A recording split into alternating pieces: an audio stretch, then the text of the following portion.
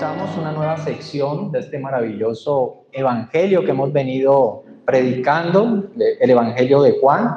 Recordemos que estamos en la serie para que crean en su nombre y para que nosotros podamos entender en dónde nos encontramos parados el día de hoy. Necesitamos recordar un momento en donde nos dejó el capítulo anterior. Recordemos que veníamos predicando el capítulo 6 de este evangelio.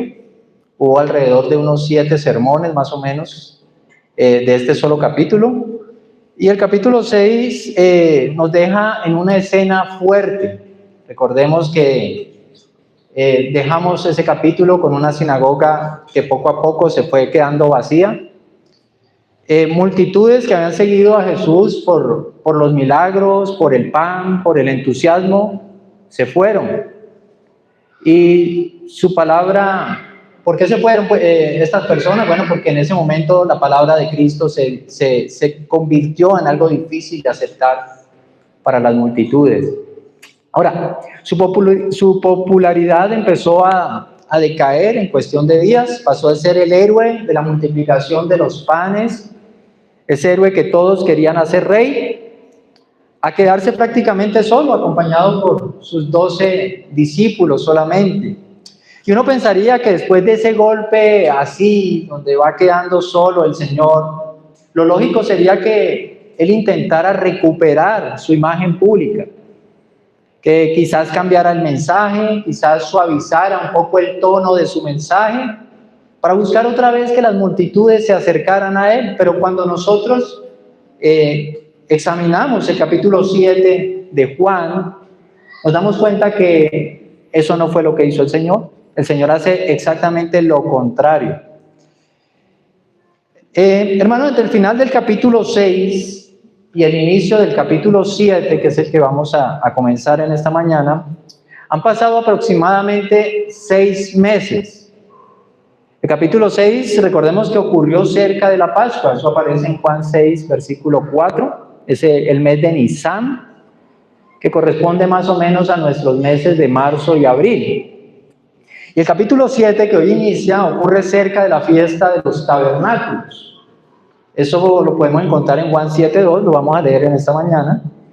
Y es el mes de Tishrei, que es un mes que corresponde más o menos en nuestro calendario a septiembre y octubre. O sea que aquí encontramos que van 6 meses desde el capítulo 6 hasta el capítulo 7. Ahora, ¿qué ha pasado en esos 6 meses?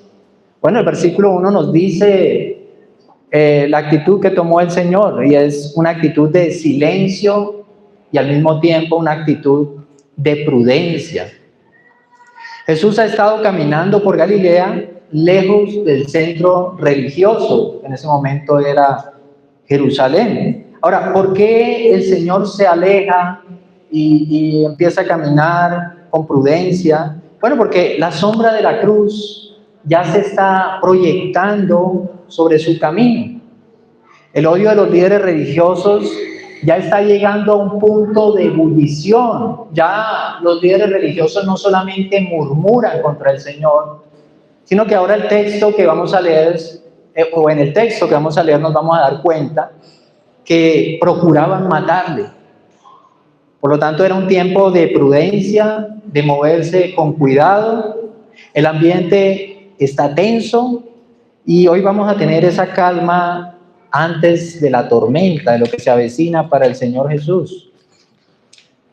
Y en medio de esa tensión, hermanos, llega una de las fiestas más importantes de Israel, que es la fiesta de los tabernáculos, el Sukkot.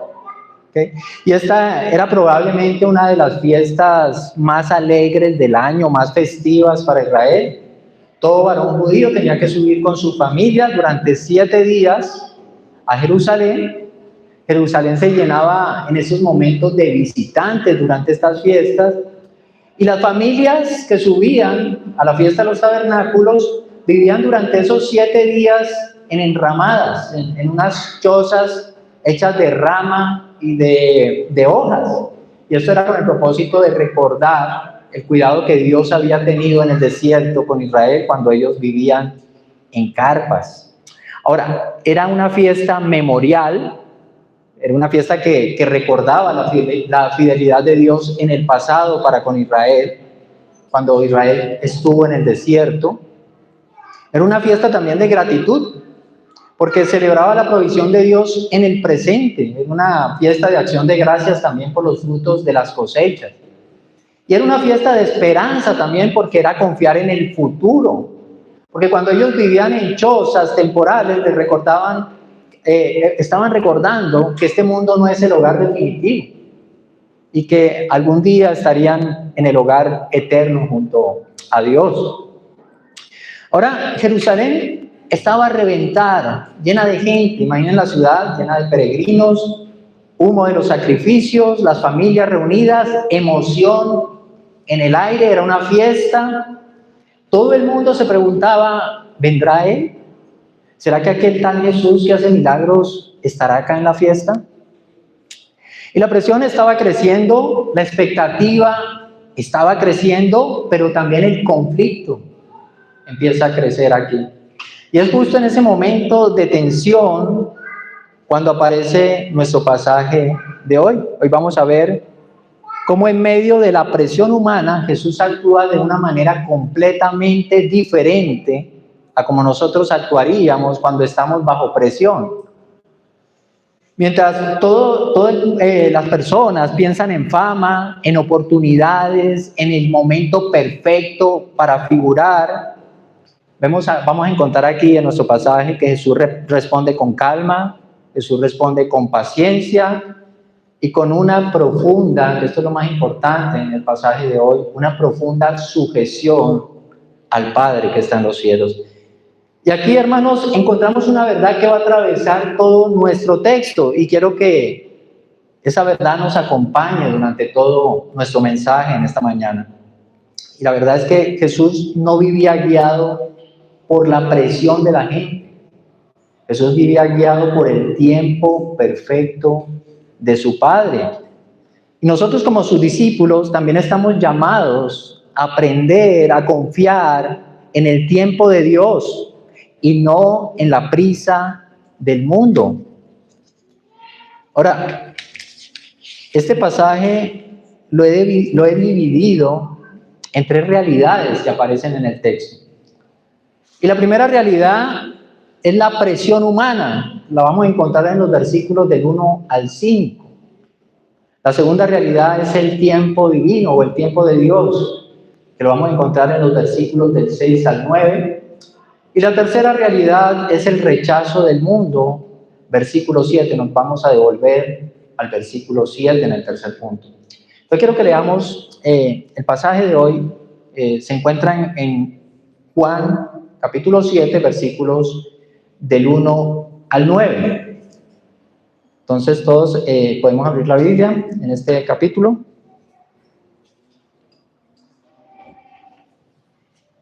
Dice la palabra del Señor. Después de esto, vamos a leer desde el versículo 66 para darle un poco de contexto.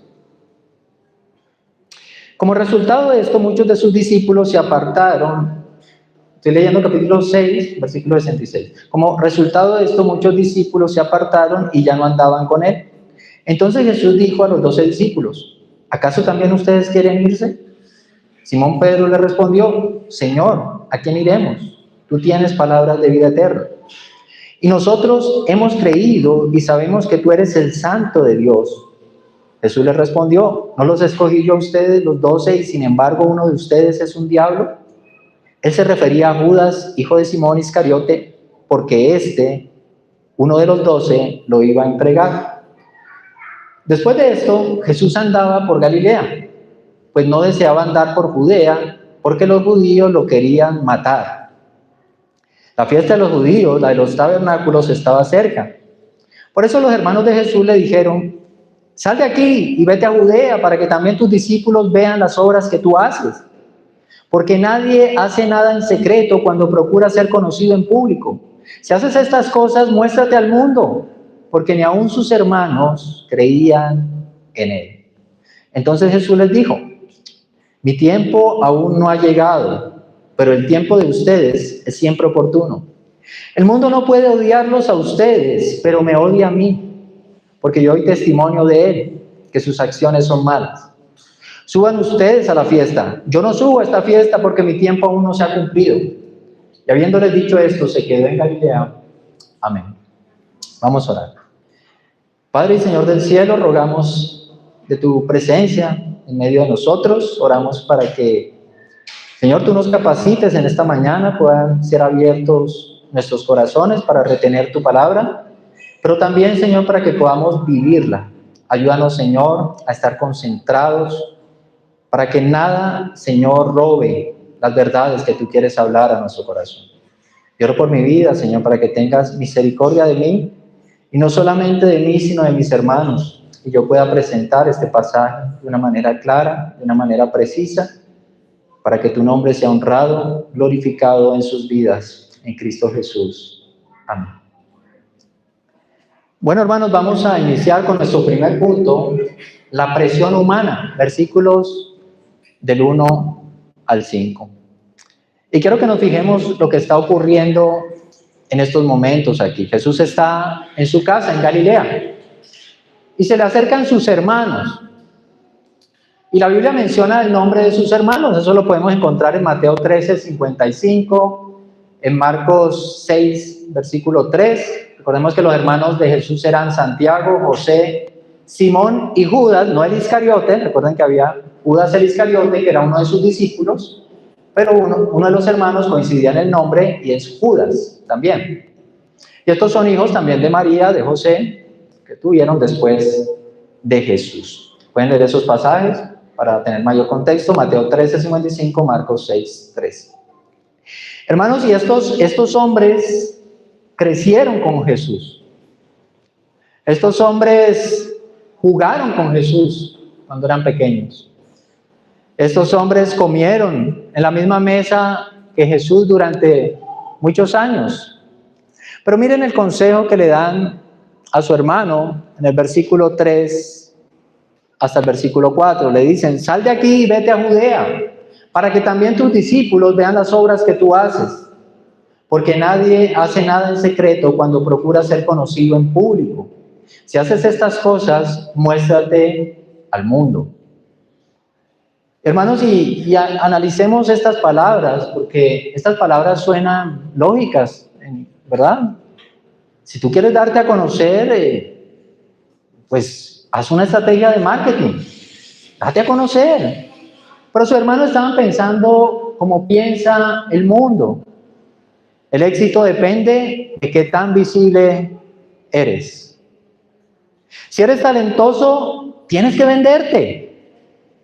Si haces cosas grandes, tienes que asegurarte que la gente correcta te vea, que los influencers de Jerusalén te vean. Y hay una frase en el versículo 4 que nos revela más a fondo el corazón terrenal que tenían los hermanos de Jesús. Y hermanos, ellos dicen: nadie hace nada en secreto cuando procura ser conocido en público. Y la idea concreta detrás de esa expresión que ellos hacen es la de buscar fama pública, reputación, reconocimiento. Básicamente le están diciendo a Jesús: Jesús, tu estrategia es pésima. Tienes el poder, pero no tienes la plataforma correcta. Tú no vas a conseguir conquistar el mundo quedándote en Galilea. Tú tienes que salir, ir a Broadway, ir a Hollywood, tienes que ir a Jerusalén para que los focos del mundo te vean. Pero hermanos, detrás de este consejo aparentemente práctico, hay algo profundamente triste que encontramos en el versículo 5 y que nos da la clave que había en el corazón de estos hombres. Y es porque ni aún sus hermanos creían en él, es lo que nos dice el pasaje. Y ahí está el problema que encontramos acá. Y es que sus hermanos no le estaban hablando a Jesús desde la fe en él.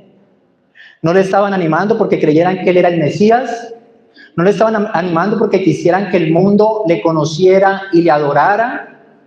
Es muy claro que en las palabras de estos hombres había sarcasmo, había incredulidad disfrazada de consejo.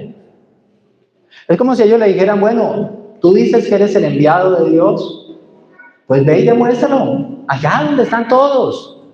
Deja ver si es cierto. Deja de esconderte aquí en Galilea, en este pueblito, y ves a Jerusalén. Muéstrate al mundo. Pero en realidad, hermanos, ellos no entendían que el propósito de Jesús no era impresionar al mundo con sus milagros. Los milagros de Jesús no son para impresionar al mundo. Hermano, Jesús vino para salvar a pecadores con su muerte. Y ese era el propósito de Jesús. Y aquí, en este pasaje y en esta primera parte, encontramos dos verdades que son profundas. Y la primera verdad, hermano, es que la familiaridad no produce fe.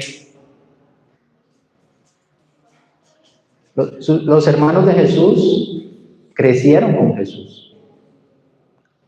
Lo vieron vivir de una manera perfecta. Nunca lo vieron mentir. Nunca lo vieron pecar, es lo que nos dice la Escritura. Fue tentado en todo, pero nunca pecó. Lo encontramos en Hebreos. Ellos vieron el carácter de Jesús. Vieron la pureza de Jesús. Vieron la coherencia de Jesús en sus palabras y en sus acciones. Pero a pesar de ver todo esto, aún así, ellos no creían en Jesús. Y esto destruye un mito que escuchamos muchas veces y es, algunos incrédulos dicen, si yo hubiera vivido en la época de Jesús y lo hubiera visto, creería. No necesariamente, hermano. Ver no es creer. Ellos lo vieron todos los días y no creían. Es más, lo vieron todos los días de su vida porque él era el mayor. Porque la fe, hermano, no nace simplemente de ver. Algo que debemos entender es que la fe es un regalo de Dios. Y que la fe no es el resultado de la observación humana. Uno puede estar muy cerca de las cosas sagradas y seguir espiritualmente ciego. Así que si usted tiene fe, hermano, ese es un motivo de acción de gracias, porque la fe es un regalo de Dios. Y otra verdad que encontramos aquí es que la lógica del mundo siempre está opuesta a la cruz. El mundo que te dice, sube, muéstrate, gana fama, busca aplauso. Jesús que nos dice, niégate a ti mismo, toma tu cruz y sígueme. Y los hermanos de Jesús, hermanos, querían un Mesías de gloria. Ese era el Mesías que ellos esperaban. Un rey con espada. Jesús vino como un Mesías de sufrimiento. Leíamos hoy el inicio del capítulo, ¿verdad? En la lectura que hicimos esta mañana de las Escrituras en Isaías. El siervo sufriente. Jesús vino como un Mesías de sufrimiento. Ellos pensaban en coronación, en el rey, pero Jesús caminaba hacia la crucifixión. Hermano, y quiero que bajemos esto a nuestra vida diaria, porque este punto nos toca en dos áreas que son muy sensibles para nosotros. Y lo primero es para los que sufren la incredulidad en su propia casa. Quizá aquí hay alguien que se identifica con el dolor de Jesús. Tú amas al Señor, tu vida ha sido transformada por el Señor. Sirves en la iglesia, buscas al Señor, caminas con el Señor, pero llegas a tu casa y ¿qué encuentras? Quizá a los hermanos de Jesús, tu esposo, tu esposa, tus padres, hijos, sobrinos, nietos, primos, que no creen. Y no solo no creen muchas veces, sino que son hostiles contigo. Quizá hay burlas, quizá comentarios incómodos, tal vez una presión constante. Te dicen, ahí va el santo otra vez para la iglesia. Quizá te presionan para que actúes como actúa el mundo. Deja de ser fanático, diviértete, no hay que ir a la iglesia todos los domingos. Y tú eres joven. Hermanos, Jesús te entiende perfectamente. Nuestro sumo sacerdote no es ajeno a nuestro dolor, a nuestro rechazo. Dice, Él fue pecado en todo y nunca, fue tentado en todo, pero nunca pecó. Pero Él conoce la manera en que somos tentados nosotros. Él sabe lo que es estar rodeado de personas que comparten tu sangre, pero no comparten tu fe. Él sabe lo que es ser incomprendido desde tu propia casa. Y sin embargo, el Señor tuvo paciencia. Así que si hay alguien aquí que está sufriendo esto, hermano, no te desanimes. Hay una esperanza preciosa que encontramos en las Escrituras. Es que esos mismos hermanos de los que estamos hablando hoy, hermanos de Jesús, que no creían en Él, más adelante fueron transformados. Encontramos a Jacobo, a Santiago, que es el mismo. ¿Quién fue Santiago? Una de las columnas de la iglesia en Jerusalén. Puedes leer Gálatas 2:9, libro de los Hechos. Y tanto él como su hermano Judas escribieron 2 de las cartas que figuran en el canon del Nuevo Testamento, la epístola a Santiago y la epístola de Judas. Y si Jesús tuvo paciencia con sus hermanos, tú también debes tener paciencia con tus familiares. Algo que te puedo decir en esta mañana es que tu testimonio fiel en tu hogar no es algo pequeño. Dios ve tu testimonio y Dios lo usa. Ahora, otra cosa que aprendemos aquí, algo que toca otra área de nuestra vida, es la tentación de la autopromoción. Y esto es para todos, pero especialmente para los jóvenes aquí, para quienes servimos y anhelan también servir en algún ministerio en la iglesia. Y es que vivimos en una época de Instagram, una época de TikTok, de Facebook, y seguimos escuchando hoy día a través de las redes la voz de los hermanos de Jesús. Esa voz que nos grita todos los días, si tú no te muestras, no existes, no eres nadie. Si haces algo bueno, tú tienes que publicarlo, o si no, nadie se va a enterar. Tienes que construir tu marca personal, debes ser alguien reconocido. Y a veces nosotros, sin darnos cuenta, esa lógica permitimos que se meta dentro de nuestro corazón y traemos esa mentalidad a la iglesia. ¿Queremos servir? ¡Wow! Bueno, es bueno. ¿Es malo servir? No, ¿verdad? Pero queremos que nos vean servir.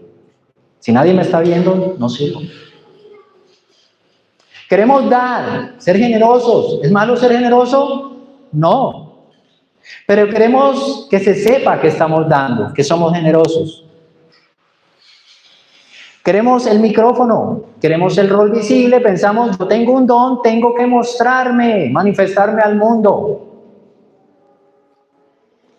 Cuidado, hermano, porque este consejo suena más al consejo de los hermanos de Jesús que al consejo del Espíritu Santo.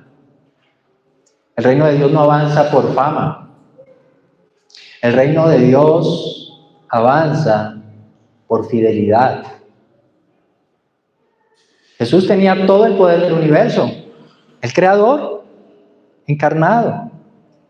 Sin embargo, él eligió el camino de la humildad, del anonimato. ¿Hasta cuándo? Hasta que el Padre le dijo, ahora. Y ahí está el llamado para nosotros. La pregunta que debemos hacernos en esta mañana es, ¿estás dispuesto a servir en lo secreto?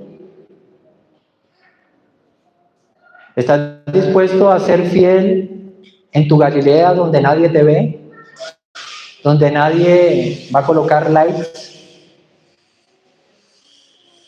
¿Estás dispuesto a vivir para la gloria de Dios? aunque no haya aplausos? ¿Cómo es tu servicio a la iglesia y cómo es tu servicio a los demás fuera de la iglesia? ¿Necesitas ser visto para llenarte? ¿O estás seguro que los únicos ojos que necesitas sobre ti son los ojos de Dios? La presión humana siempre te dirá, muéstrate. Pero el Espíritu Santo nos dice, muere a ti mismo. Deja que sea Cristo quien se muestre en ti. Hermanos, ahora yo quiero que imaginemos esta escena por un momento. Tenemos a los hermanos de Jesús presionando a Jesús. Vamos, muévete, aprovecha la oportunidad. Si no vas ahora a Jerusalén, vas a perder el momento de fama. Es la oportunidad para que te muestres. Y ese es el ruido de la impaciencia humana. Es el ruido del mundo que siempre tiene prisa. Pero frente a toda esa ansiedad, aquí podemos ver algo y es la calma absoluta del Señor. Jesús no se deja manipular. Él no se deja empujar, Él no funciona con la gasolina de la aprobación humana, ni con la prisa de la ambición. Jesús mira a sus hermanos y Él les responde una de las declaraciones más profundas acerca de la soberanía de Dios que podemos encontrar dentro de las Escrituras. Y con la respuesta que Jesús le va a dar a sus hermanos, Él nos está introduciendo al corazón de este pasaje. Y este es nuestro segundo punto, el tiempo divino, versículos del 6 al 9. Quiero que leamos la respuesta del Señor a sus hermanos en los versículos 6 al 8. Dice, entonces Jesús les dijo, mi tiempo aún no ha llegado, pero el tiempo de ustedes es siempre oportuno.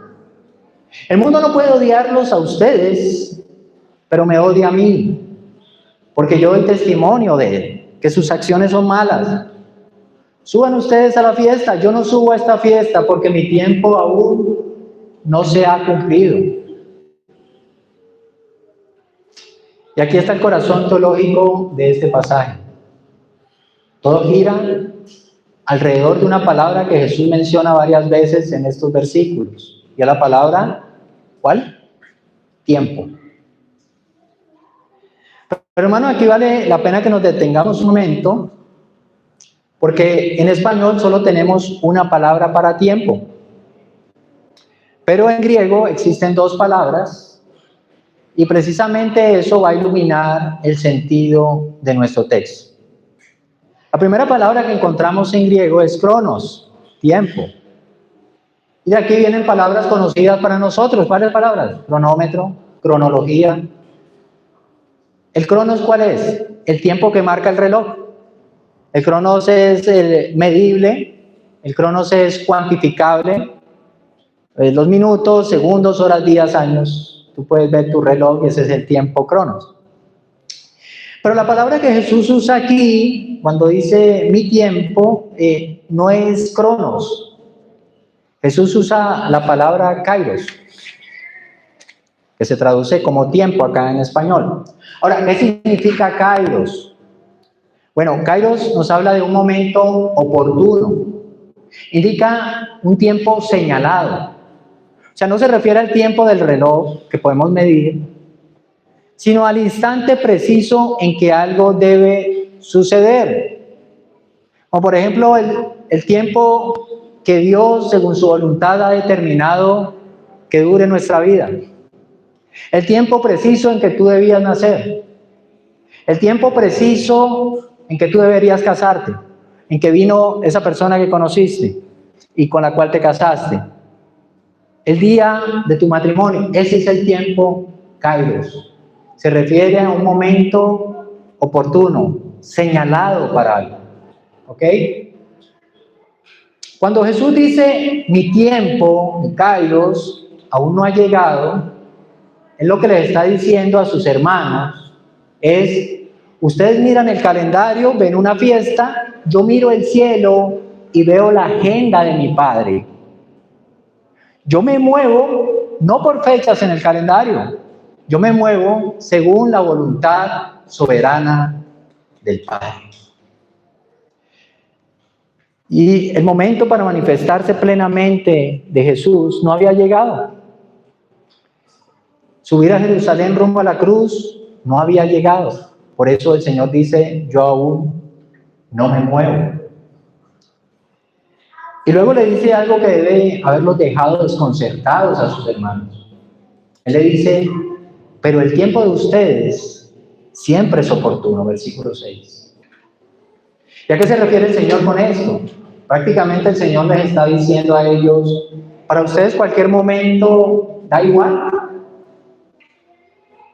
Como no viven bajo el propósito de Dios, pueden ir a la fiesta hoy, pueden ir mañana, pueden ir pasado, para ustedes da lo mismo. Sus vidas no están alineadas con ningún propósito que marque el ritmo de sus decisiones. Hermano, una vida sin dirección eterna, una vida sin el propósito de Dios, es una vida que parece un corcho flotando en el mar. ¿Se imaginan un corcho flotando en el mar? ¿Para dónde va ese corcho? Para donde lo lleve la corriente. Pero Jesús no es un corcho flotando. Jesús es una flecha apuntando hacia un blanco. Él tiene un propósito claro, que se rige bajo la voluntad del Padre. Cada paso que da, cada palabra que dice, cada día que Él permanece quieto en Galilea o que sube a Jerusalén, está en perfecta sintonía con la voluntad del Padre que está en los cielos. Imaginemos la diferencia entre un turista y un soldado. El turista, imagínense ustedes en Santa Marta, y el turista se levanta y dice, bueno, ¿qué haré hoy? Voy a la playa, voy al museo, o mejor duermo un poco. Para el turista da igual. No tiene un propósito claro, está de paseo. Disfrutar. El tiempo es suyo, siempre está listo para cualquier plan que suene chévere, ¿verdad? Pero un soldado en una misión crítica vive distinto. Él espera la orden. Un soldado espera. Ahora muévete. Y ahí se mueve. En el momento oportuno. El soldado no se mueve antes de tiempo. ¿Por qué? Porque pone en peligro la misión. No se mueve después de tiempo porque pierde el objetivo. Acá Jesús le está diciendo a sus hermanos, ustedes pueden moverse cuando quieran. Yo solo me muevo cuando el Padre lo indica. Y cuánta sujeción de nuestro Señor. Él mismo lo deja claro en Juan 5:30, cuando digo, no puedo yo hacer nada por mí mismo. No busco mi voluntad, sino la voluntad del que me envió. Teniendo todo el poder, Él decidió no hacer nada por su propia cuenta. Jesús decidió vivir completamente sujeto a la voluntad de su Padre.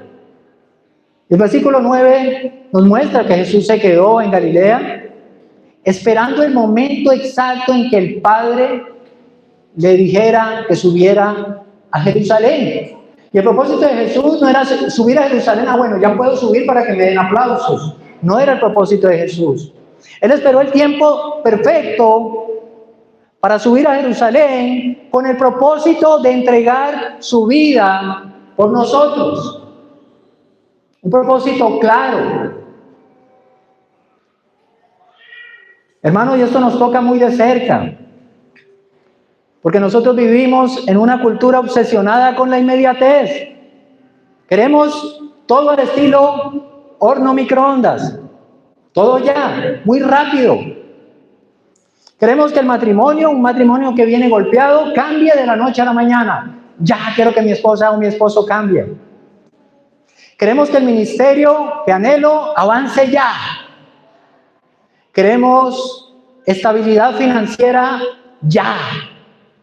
Queremos respuesta a la oración ya. Y cuando Dios nos dice, espera mi tiempo, Mi tiempo perfecto aún no ha llegado, espera. ¿Qué hacemos nosotros? ¿Nos desesperamos? ¿Nos frustramos? ¿Nos enojamos contra Dios? Y peor aún, intentamos ayudarle a Dios. No esperamos. Tratamos de acelerar las cosas muchas veces y ahí es cuando vienen las malas decisiones en nuestra vida. El peligro de adelantarnos a Dios es el síndrome de Abraham. ¿Recuerdan a Abraham? ¿Recuerdan? Dios le prometió un hijo, ¿verdad? Que iba a ser la descendencia de Abraham. Y el tiempo pasaba y el hijo no llegaba. ¿Qué hizo Abraham? Escuchó la presión humana y que decidió actuar. Bueno, como Dios no me ha mandado el hijo, vamos a ver cómo lo buscamos. Y actúa en su propio tiempo. Tuvo un hijo con Agar, que fue Ismael. ¿Ese era el hijo de la promesa? No era el hijo de la promesa. ¿Cuál fue el resultado de esta decisión de Abraham? Conflicto, dolor, problemas que duran hasta hoy en día, los problemas del Medio Oriente. Hermano, la pregunta de esta mañana para ti es: ¿estás tratando de forzar una puerta que Dios no ha abierto?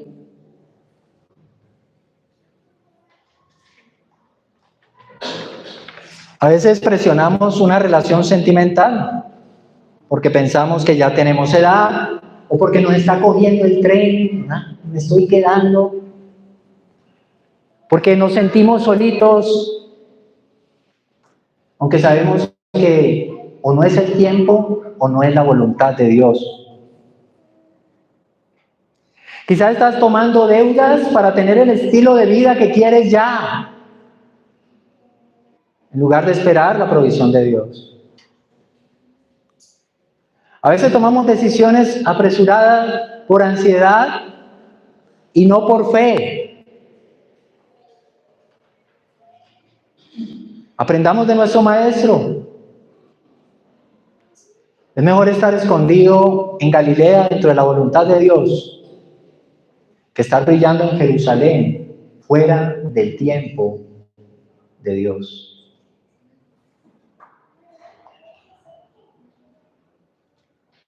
Por otro lado, hermanos, que exista un tiempo de Dios es un consuelo enorme. Si tú eres hijo de Dios, tienes que estar completamente seguro que tu vida no son eventos al azar. Tus tiempos están en las manos de Dios. Esa enfermedad, sea que Él decida sanarla aquí en esta vida o en la eternidad, tiene un propósito perfecto: santificación. Y esa enfermedad no se extenderá más allá de lo necesario.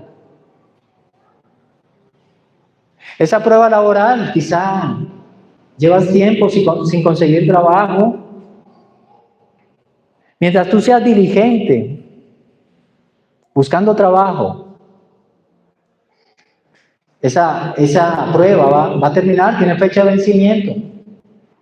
Pero si no lo consigues aún, a pesar de tu diligencia, quizá el Señor necesita trabajar en tu paciencia, en la confianza hacia Él. Quizá ese anhelo de tu corazón, piensas que está olvidado. No está olvidado, Dios conoce tus anhelos. Y si tus anhelos están en línea con la voluntad de Dios, Él los cumplirá a su tiempo, siempre y cuando estén en línea con su voluntad. No te adelantes. Jesús esperó. Jesús soportó la burla de sus hermanos que le decían lento, miedoso. Pero Él esperó porque esperaba el plan perfecto del Padre, no su propio plan. Hermano, descansa en el tiempo de Dios. Te puedo asegurar algo: Dios nunca llega tarde. También te puedo asegurar, ¿sabes cuándo llega Dios? Exacto. Señor. Y aquí hemos visto la presión humana. Muévete, aprovecha el momento, hazte visible. Y hemos visto el tiempo de Jesús. Todavía no. Yo sigo el reloj de mi Padre. Pero surgen algunas preguntas a este texto, y es por qué había tanta diferencia entre Jesús y sus hermanos. ¿Por qué no podían simplemente entenderlo y ya? ¿Por qué no podían caminar al mismo ritmo que Jesús? Bueno, hermanos, la respuesta la tenemos en el versículo 7. Y esta respuesta es la que nos explica por qué muchas veces aún nosotros, como creyentes, sentimos que no encajamos en algunos ambientes, incluso en algunas reuniones familiares, no encajamos en algunos espacios con compañeros de trabajo. Y este es nuestro tercer punto, el rechazo del mundo, versículo 7. Nos estamos devolviendo al versículo 7. Vamos a hacer un zoom, un énfasis en este versículo. Y quiero que leamos con atención el versículo porque es una de las declaraciones más claras y confrontantes que nos hace el Señor. Él dice, el mundo no puede odiarlos a ustedes, pero me odia a mí, porque yo doy testimonio de Él, que sus acciones son malas. Miren la distinción que hace aquí el Señor Jesús. Él mira a sus propios hermanos. Sus hermanos eran judíos, religiosos. Ellos asistían a las fiestas, cumplían los rituales. Y Él les dice una de las cosas más tristes que se le puede decir a alguien que se considera creyente. Es: el mundo no puede odiarlos a ustedes. ¿Y por qué no puede? Porque el mundo no se odia a sí mismo. El mundo ama lo suyo. El mundo no se siente incómodo con los que piensan como él, con los que desean lo mismo que él. Los hermanos de Jesús, aunque eran religiosos, pensaban como el mundo. Ellos pensaban en fama, éxito, apariencia, y eso encaja perfectamente en el sistema del mundo. Hacían parte del mismo ambiente, por eso el mundo no se incomodaba con ellos. Pero luego el Señor Jesús le dice algo que es completamente distinto acerca de Él. El mundo ustedes los ama, pero me odia a mí. Y la palabra griega también que se usa aquí para me odia o odia, es una palabra fuerte, misei. Y esa palabra no indica solamente no les caigo bien. Tú le puedes no caer bien a una persona y ya.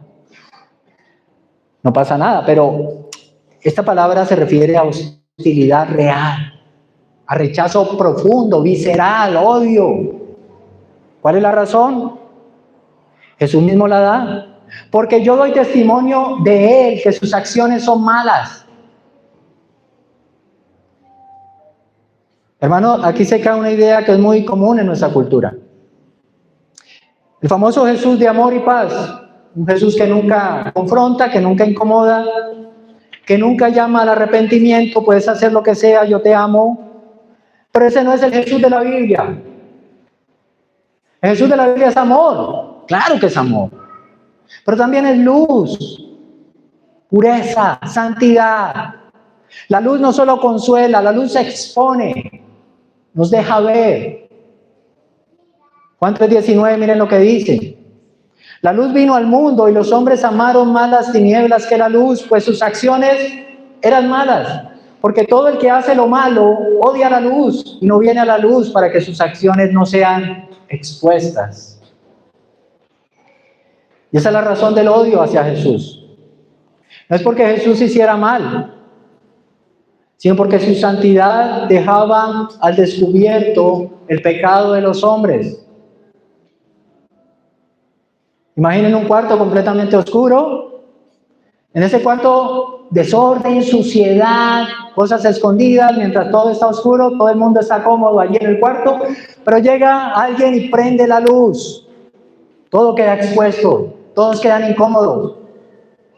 La oscuridad esconde la sociedad, pero una vez llega la luz, se revela todo lo que hay allí. Y así era Jesús. Su vida, su pureza, su verdad, dejaba en evidencia muchas cosas que lo hemos venido estudiando a lo largo de este evangelio. El orgullo de los fariseos, la hipocresía religiosa, la avaricia de los comerciantes, todo pecado oculto. Hermanos, y el mundo no soporta eso. El mundo tolera un maestro moral, alguien buena persona. El mundo tolera un líder inspirador, pero rechaza a un Salvador que le dice a este mundo: estás perdido en tu pecado, necesitas arrepentirte de tu pecado y abandonarlo. Hermanos, y esto es muy importante para nosotros el día de hoy, porque esto nos ayuda a examinarnos con mucha atención. El Señor les dice algo a sus hermanos que debería hacernos pensar. El mundo no puede odiarlos a ustedes. En otras palabras, lo que el Señor les está diciendo a sus hermanos que eran religiosos es que estaban alineados con la forma de pensar del mundo. Que el mundo se sentía cómodo con ellos. La pregunta que debemos hacernos en esta mañana es: ¿el mundo se siente cómodo contigo? Si tú nunca hablas de Cristo, si nunca en tus conversaciones tú tomas una postura en la que bíblicamente es correcto, si te ríes de los chistes de doble sentido para encajar en el grupo, para caerle bien al jefe, si tu forma de vivir no refleja diferencia en la forma en que vive quienes son del mundo, entonces el mundo no se va a incomodar contigo. Debes evaluarte hoy. Debes examinar si verdaderamente estás andando en la fe.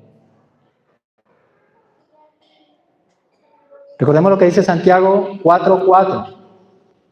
La amistad con el mundo es enemistad contra Dios. Curioso que lo escribió uno de los hermanos de Jesús después, ¿no? No se trata de que crees conflicto a donde llegas. No se trata de eso. No se trata de que no seas respetuoso con las personas. Se trata de que vivas de manera que Cristo se note en tu vida. ¿Cristo se nota en tu vida?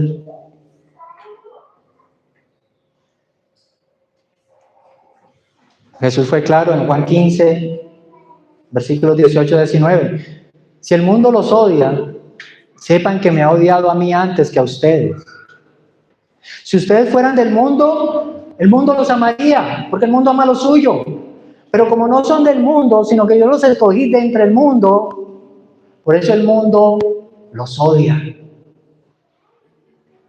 Si tú decides seguir a Jesús de verdad, de verdad, de verdad, en algún momento vas a sentir el choque. ¿Qué comunión tiene la luz con las tinieblas? Te van a llamar fanático, porque no participas de ciertas cosas que el mundo participa. Te van a llamar anticuado porque defiendes el diseño de Dios para la familia. Un hombre y una mujer conforman un matrimonio. Te van a decir intolerante porque no participas de sus ideologías. Y no siempre será una persecución abierta. A veces pensamos que puede ser una persecución como las que hay en África o en China. A veces, hermano, este rechazo del mundo lo notarás con silencio. A veces con distancia hacia ti. Te aislarán quizá. A veces te harán sentir incómodo. Pero no te sorprendas de esto. Como dice 1 Juan 3:3, hermanos, no se maravillen si el mundo los odia. Esa es la reacción natural de las tinieblas ante la luz. Y aunque no lo hagamos todo perfecto, si esto sucede, puede ser una señal de que verdaderamente estamos caminando en la misma dirección que Cristo. Y ya para concluir, hermanos, al llegar al final de este pasaje, encontramos con claridad un contraste que el Evangelio nos presenta aquí. Hemos visto la tensión de una familia que no cree. Hemos escuchado la presión del mundo que grita: muéstrate, triunfa, corre. Y hemos visto la calma majestuosa de un Salvador que responde: yo solo me muevo cuando mi Padre me lo indica. Y cuando miramos este pasaje, hermanos, debemos entender que hoy nos encontramos bajo alguna de estas dos influencias. O estamos viviendo bajo la prisa del mundo, bajo el cronos, corriendo de un lado a otro, buscando satisfacción, confort, placer. O estamos aprendiendo a vivir bajo el propósito de Dios, Kairos, esperando en su perfecta voluntad. Y quiero cerrar hablando a tres grupos de personas en esta mañana. Personas que aparecen en este pasaje y quizás pueden estar en esta mañana hoy, acá en nuestra congregación. Y lo primero es al religioso no convertido,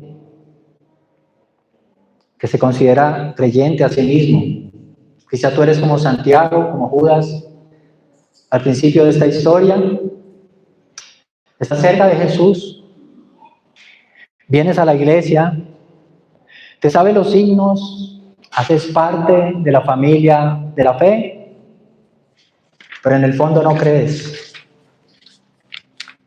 Quizá buscas a un Jesús que te haga milagros, que te abra puertas, pero no quieres al Jesús que te confronta con el pecado, al Jesús que te llama al arrepentimiento. Y hoy te digo, la familiaridad no salva. Estar cerca de Jesús no basta. Necesitas rendirle tu vida a Jesús. Necesitas dejar de aconsejar a Dios de cómo debe bendecirte. Y empieza a adorar a Dios por quién es Él. También quiero hablarle a los creyentes impacientes en esta mañana. Quizás sientes que Dios se ha tardado contigo. A ti que estás a punto de tomar una decisión apresurada, quizás por presión social, por presión económica, por emoción. Yo te digo en esta mañana, detente. No salgas de Galilea hasta que el Padre te lo indique. El tiempo de Dios es perfecto. Si te adelantas, muchas veces vas a encontrar dolor. Si esperas, ¿qué vas a encontrar? La provisión perfecta de Dios. No cambies el tiempo de Dios por la prisa de tu carne. Él no se olvida de ti. Y al discípulo rechazado, quiero hablarle también en esta mañana. Finalmente, quizás sientes que estás solo porque has decidido ser fiel al Señor. Te ha tocado cortar amistades, aislarte un poco. Quizá en tu casa se burlan de ti, en tu trabajo te han hecho a un lado, sientes el rechazo del mundo. Pues alégrate, hermano, gózate. Esa soledad muchas veces es la evidencia que verdaderamente perteneces a Jesús. Jesús también fue incomprendido, Jesús también fue rechazado por los suyos. Él se quedó solo en Galilea, pero con un propósito: salvarte. Él soportó el rechazo de sus propios hermanos para poder hacer de ti su verdadero hermano.